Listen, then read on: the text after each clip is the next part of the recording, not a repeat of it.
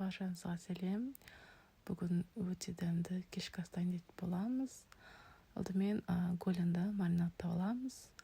Тұз, бұрыш, паприка, соевый соус, майонез, чеснок салып, жақсылап араластырып, холодильникке жарты сағатқа салып аламыз. Бір түнге қойсақ та болады, өте дәмді сочный болып шығады.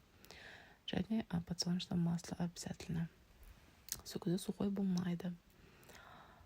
Жақсылап араластырып аламыз. Енді картошкаға көшеміз. Долькаға турап картофельді 1-8-9 штук қайнап тұрған суға 5 минут бұқтырып аламыз. Одан көп бұқтырмаймыз. Сол кезде картофельдің сырты хрустящий, іші жұмсақ болып шығады.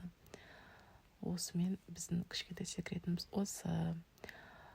Жақсылап сілкіп, суынан тұз, бұрыш, паприка, орегано, в общем, қандай дәмдеуіштер бар, бәрін қосып, араластырып, 10-15 қойып қоямыз. Сол кезде бәрі сіңіп, күшті болып тұрады. Міндетті түрде дайындап көріңіздер, достар, сіздерге оңайды деген ойдамын. Кешкі асқа дайындап берсеңіздер болады отбасыларыңызға. Духовканы қыздырып қоямыз алдын ала 200 градуске примерно 45-60 минут пісіріп аламыз.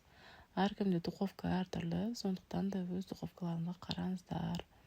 Кейбір духовкалар 180 болады, кейбір 160. Бетін фольгамен жауып 45 минут пісіріп аламын мен, сосын ашып, осылай тағы да 15 минут пісіремін. Сол кезде сочный болады, өстіп піседі. Одан кейін отдельно картофельні жайып, әдемілеп тұрып қоямын.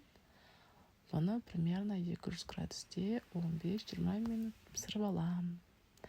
Осындай дәмді кешкі ас. Бізге ас болсын, міндетті дайындап көріңіздер.